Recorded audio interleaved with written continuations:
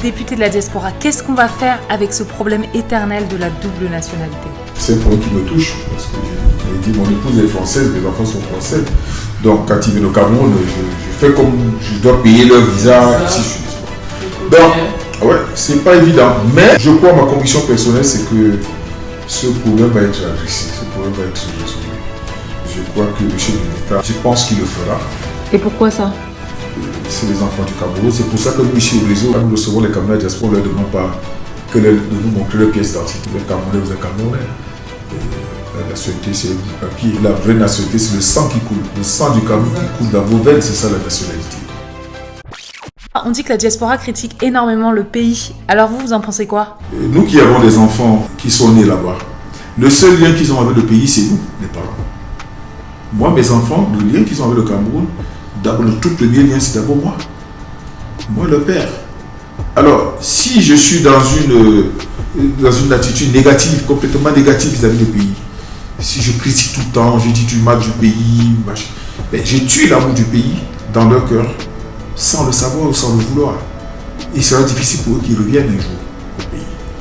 Mais si je suis dans un esprit de dire oui, ça ne va pas, mais on peut changer, ça les motive aussi. Parce que bien qu'ils soient nés là-bas, ils savent bien qu'ils ne sont pas français. Même s'ils ont la nationalité française, ils ne sont pas français. Ils voient bien la différence, ils sont discriminés. Donc, ils savent que leur pays, c'est le Cameroun.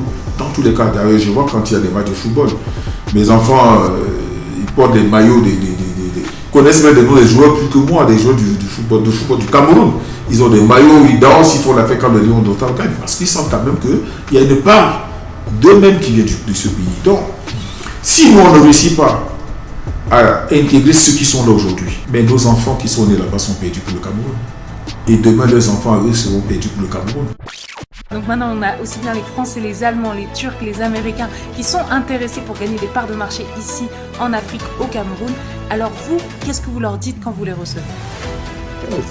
Françaises, ou peu importe le pays, veulent bénir à la conquête des marchés ici, qu'ils mettent dans leur valise nos enfants qui ont été formés chez eux. C'est eux qui doivent venir ouvrir les portes de leur pays à ces entreprises. Et moi, je l'ai dit en France, je l'ai dit au Parlement francophone, même au MEDEF, je leur ai dit, si vous voulez venir, mettez nos enfants sont formés chez vous. Vous avez EDF qui est ici, fait le barrage Natigal. Je connais les Camerounais qui sont des ingénieurs à EDF. Vous pouvez proposer, ça peut être une opportunité pour eux-mêmes de faire quelque chose dans leur pays, commencer à faire leur retour. Appuyez-vous sur vos enfants. Quand l'ambassadrice d'Allemagne me reçoit, elle me dit, est-ce que vous pouvez favoriser les entreprises? Oui, je peux le faire, mais à condition que ces entreprises viennent avec nos enfants. Quand le Belge me dit, j'ai dit au Belge, oui, monsieur l'ambassadeur, nous pouvons le faire, mais mettez nos enfants. Vous ne pouvez pas garder nos enfants là-bas et vous venez dans leur pays sans eux. C'est pas possible. Mettez-les devant. C'est eux qui font la porte. Nous ouvrons la porte à nos enfants et à travers, derrière nos enfants, vous êtes. C'est comme ça que ça doit marcher. Appuyez-vous sur nos enfants. Aujourd'hui, vous voyez ce qui se passe au Mali, ce qui se passe au Burkina. Ça va nous arrêter. Mais bien sûr. Comme il n'y a pas la double nationalité, les Camerounais de la diaspora sont obligés de prendre un visa quand ils rentrent au pays.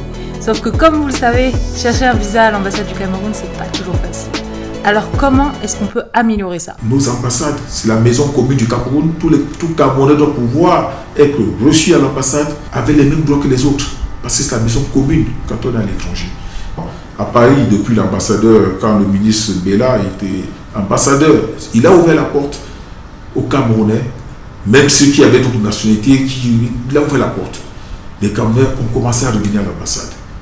Le DCC l'a suivi, il n'a pas mis beaucoup de temps, mais il allait dans ce sens. L'ambassadeur actuel, il le fait. Dans beaucoup de pays, aux États-Unis, en Angleterre, les ambassades aujourd'hui accueillent mieux. Mais maintenant, il faut que nos compatriotes, quand ils vont à l'ambassade, qu'ils respectent leurs frères et sœurs qui sont des diplomates ou des fonctionnaires de l'ambassade. Parce que par moment, on a l'impression que, j'ai parfois vu ça, on a l'impression que nous, on respecte les gens quand on va ailleurs. Mais quand on vient chez nous-mêmes, on a tendance à, ou parce qu'on se dit, on va mal nous recevoir, tous ceux qui sont sur la défensive, mais il faut créer cette confiance. Nos ambassades, c'est notre maison. S'il y a des fonctionnaires là-bas, c'est parce qu'il y a des Camerounais qui vivent dans ces pays-là. Donc ils sont à leur service. Quand les Camerounais de la diaspora viennent vous voir, quel est le problème le plus fréquent qui revient tout le temps? Beaucoup ont des problèmes avec la famille. Parce que c'est la famille qui les escroque, c'est la famille qui... Ils achètent un terrain Et après, on se rend compte que le terrain, on a revendu à quelqu'un d'autre, on les a trompés, construit une maison étant à l'étranger, il n'y a pas de maison, ils arrivent ici, c'est des problèmes. Donc, la famille doit jouer son rôle premier qui est l'encadrement de l'enfant, l'accompagnement de l'enfant. Quand vous avez un enfant qui est parti, qui revient, accueillez-le. Il faut la famille doit entourer nos enfants. Quand je suis rentrée au Cameroun, j'ai galéré avec les administrations pour obtenir tel ou tel papier. Et certains autres amis, ripates aussi, issus de la diaspora, qui sont rentrés, ont eu les mêmes galères. Pour que ça soit pour monter leur entreprise, obtenir un papier d'un ministère. Alors, qu'est-ce que vous pouvez faire via le REPCODE, le réseau parlementaire pour la diaspora, pour nous aider concrètement? Si il y a des compatriotes qui ont des difficultés dans tel ministère, nous pouvons écrire au ministre, solliciter une audience et l'envoyer. S'il faut que nous l'accompagnions à l'audience. Ça, c'est pas un problème. Mais nous le faisons, c'est notre job. Nous sommes des parlementaires. Donc, on ne vous demande pas de payer un franc. C'est notre job. Mais du coup, il y a des conditions. Et la seule condition, c'est que le projet doit être un projet qui respecte les lois de la République. Les fonds que vous mettez pour vos projets doivent être des fonds classables. Le reste, que vous ayez notre nationalité, ce n'est pas notre problème. Que vos partis politiques ne vous intéressent pas, votre appartenance ethnique ne vous intéresse pas. Vous êtes les enfants du Cameroun, vous avez le sang du Cameroun qui coule dans vos veines. À 100% ou partiellement, selon les cas de métissage, mais vous êtes les enfants du Cameroun. Notre but, c'est que tout enfant du Cameroun qui veut entreprendre au Cameroun, qu'il vienne. Nous travaillons avec le gouvernement à lever toutes les barrières inutiles qui freinent nos enfants. Et tous ne viendront pas, il y en a qui ne viennent pas par choix de vie personnelle. Mais au moins que ceux qui ne viennent pas, que ce soit par choix de vie personnelle et non parce qu'il y a des blocages. Monsieur le député, comment ça se fait qu'un jour vous êtes levé le matin, vous vous êtes dit, voilà, je suis député du Mungo Nord, mais ça ne me suffit pas. Je veux créer un réseau parlementaire de la diaspora et donc en fait un peu devenir le député de la diaspora, alors que la diaspora est mal vue, c'est très houleux, c'est très compliqué politiquement, c'est beaucoup de mots de tête en fait. Alors pourquoi vous avez fait ça? Je l'ai fait parce que la diaspora fait partie de mon ADN. Tout ce que je sais faire, c'est dans la diaspora, c'est en France que j'ai appris même à faire la politique. Ça fait 37 ans que je suis installé en France.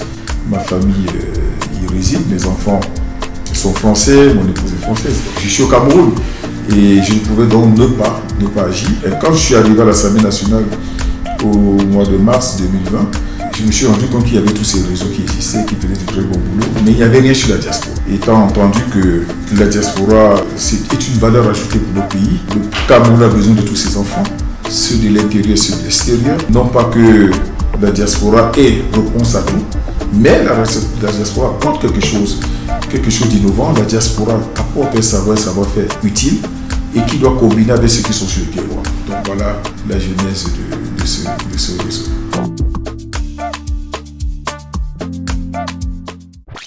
Monsieur le député, vous avez créé le REPCODE qui est le réseau parlementaire pour la diaspora. Mais alors dites-nous, à quoi ça sert donc? Le réseau joue un rôle d'interface. Vous arrivez, vous avez un projet, vous venez, nous vous recevons, on vous écoute.